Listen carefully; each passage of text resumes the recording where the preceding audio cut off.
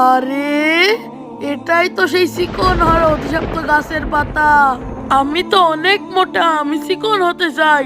এই কলা গাছের অভিশপ্ত পাতা খেলাম চিকন হয়ে যাবো। আমি মোটা বলে আমার বাবা আমাকে বাসা থেকে বের করে দেয়। যাই এই পাতা খেলে আমি চিকন হয়ে যাব। পাতাটা তাড়াতাড়ি খায়, আশেপাশে কেউ দিন আজি দেখতে পাই।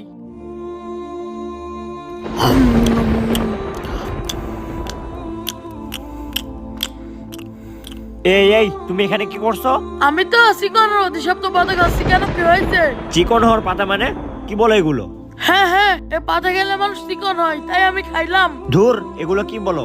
এগুলো হচ্ছে সিরিকি কথাবার্তা। হ্যাঁ সত্যি, এই পাতা খেলে মানুষ চিকন হয়ে যায়। শোনো, তুমি যে পাতা খেলে না, এই পাতা খেয়ে তুমি চিকন না হয়ে অসুস্থ হয়ে যেতে পারতে। আর এইসব তুমি কখনোই খেও না, কারণ চিকন মোটা সবই আল্লাহর দান।